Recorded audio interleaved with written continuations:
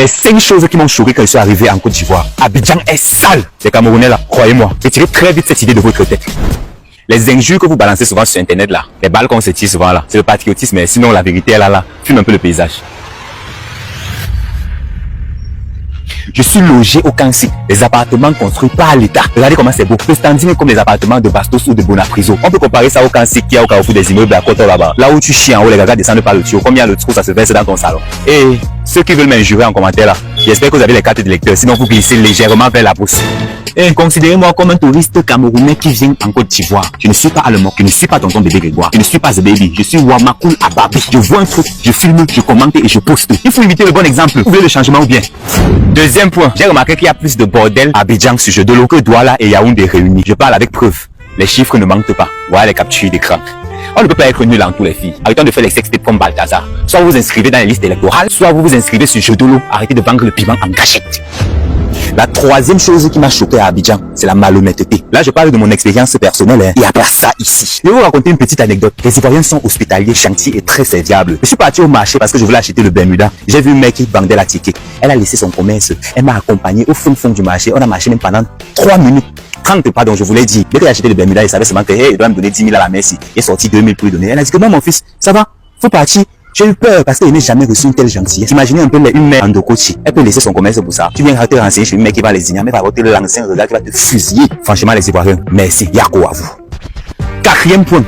La propreté des routes, les gars. Ici, là, à Abidjan, non. On respecte la poubelle. Je vous jure. Quand je me levais chaque matin, je voyais toujours la route propre. Je me disais qu'on balayait. Non, on ne balaye pas. Juste que les gars jettent les ordures à la poubelle et non au sol. Abidjan, c'est trop doux. Sans toutefois tarder, je vous balance le 5e point. Est-ce que je suis obligé de mettre un 5e point? J'aimerais juste savoir si les Ivoiriens qui regardent ma vidéo peuvent me suggérer les coins beaux d'Abidjan. J'aimerais visiter et donner mon avis là-dessus. Je suis un touriste.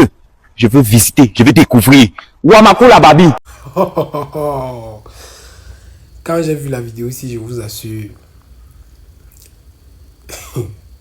ça m'a fait rire. Mais en même temps, ça m'a fait plaisir. Les témoignages vont sortir de partout. Je vous ai dit qu'Ivoirien là, il n'y a pas son 2. Il n'y a pas le 2 d'Ivoirien. Les témoignages vont sortir de partout. Ne soyez pas surpris que tous les habitants des autres pays qui sont honnêtes quittent leur pays pour venir s'installer en Côte d'Ivoire. La Côte d'Ivoire sera peuplée plus que ce que c'est actuellement. Parce que tous les jours qui passent, chaque heure, chaque minute, chaque seconde, chaque tiers, même ceux qui refusaient de reconnaître là, sont en train de s'aligner. Lui là, c'est un créateur de contenu camerounais. C'est un ami. C'est une connaissance. Pas que c'est un ami, c'est une connaissance. Il est camerounais. Moi, je suis content quand je vois les influenceurs camerounais se mobiliser pour parler de la Côte d'Ivoire de manière positive. Ça veut dire qu'eux-mêmes, ils ont compris, ils ont reconnu que Ivoirien là, ça ne s'amuse pas. Et dans tout ce qu'il a dit, mot pour mot, trait pour trait, je vous assure, c'est vrai sur toute la ligne. Abobo, Yopougon, Abidjan, Adjamé, tous les coins que moi-même j'ai fréquentés de mon passage en Côte d'Ivoire, franchement, c'est propre. Maintenant, le sujet ne vient pas au niveau du fait que ce soit propre. Mais c'est pourquoi est-ce que c'est propre. Quand j'étais dans le Yango, quand je me baladais dans les villes d'Abidjan, j'ai posé la question de savoir au chauffeur, mais à quel moment est-ce que les gens nettoient les routes?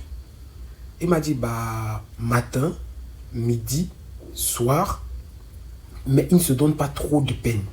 Pourquoi? Parce qu'à la base, les Ivoiriens sont civilisés. Ils ne rigolent pas avec l'hygiène.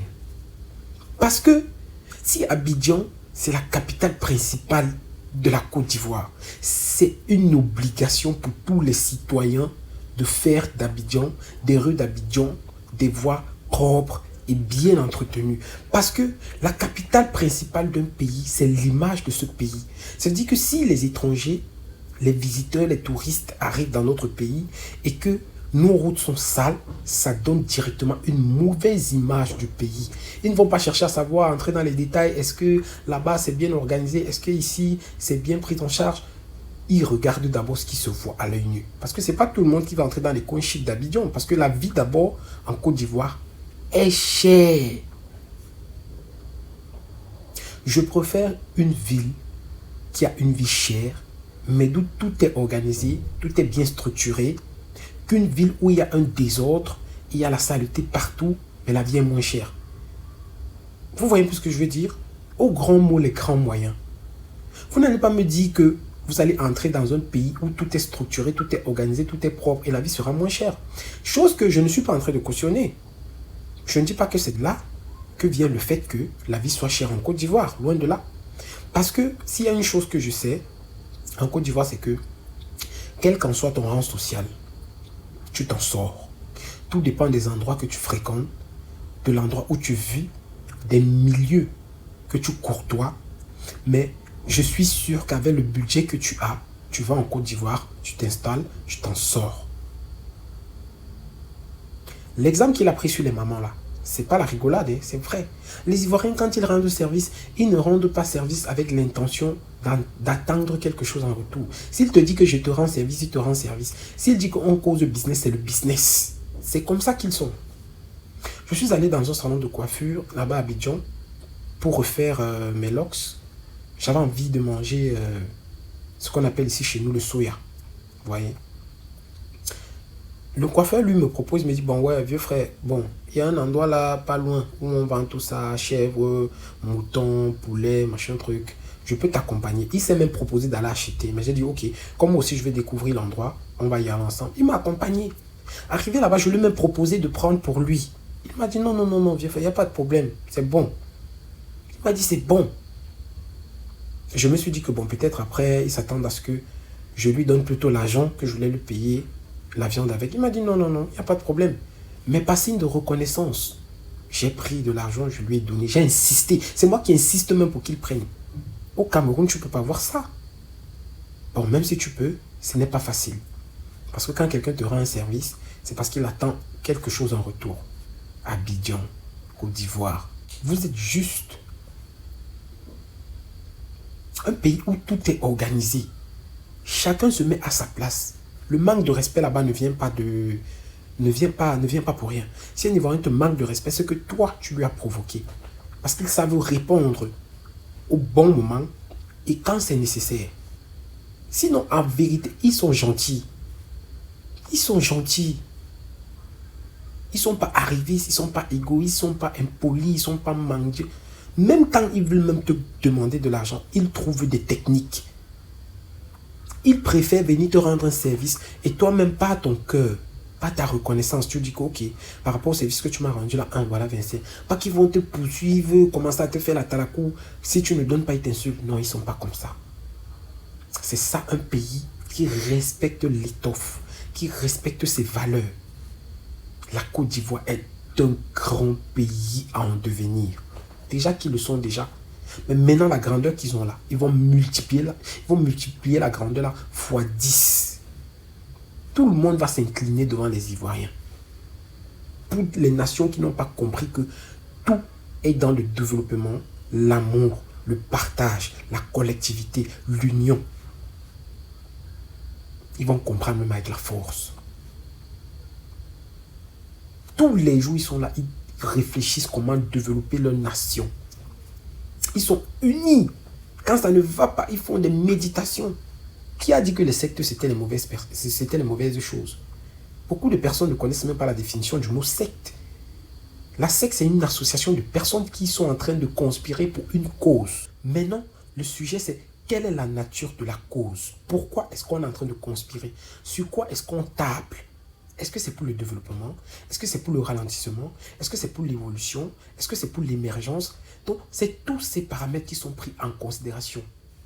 Et je vous assure que du haut peuple jusqu'au bas peuple, les gars là se battent pour l'évolution de leur nation. Tu ne peux pas arriver en Côte d'Ivoire, tu mal parles de la Côte d'Ivoire, jamais de la vie. Ils ne vont pas te permettre ça. Mais au Cameroun, il y a des gens qui s'asseyent, qui parlent mal de leur pays. Il n'est pas question de savoir est-ce que le pays est mauvais ou est-ce que le pays est bien. Il est question de trouver des solutions pour ajuster, afin d'être au top, afin d'être digne, d'être représenté à l'international. Tout se mesure sur une échelle.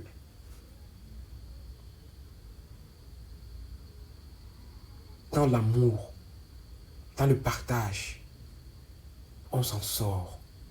La haine, la zizanie, le mépris, l'arrogance, l'insolence, la division, la rancœur, la haine, ce sont des choses qui ne font pas avancer. J'ai beaucoup de respect pour la nation ivoirienne. Parce que ce sont des gens qui ont compris et qui savent où ils vont. Les jaloux vont continuer à parler, jalouser, mais pendant ce temps, eux, ils avancent. C'est dommage pour vous. Que les compreneurs comprennent. Que les compreneurs comprennent. La suite à en venir. Pourquoi s'attitude toujours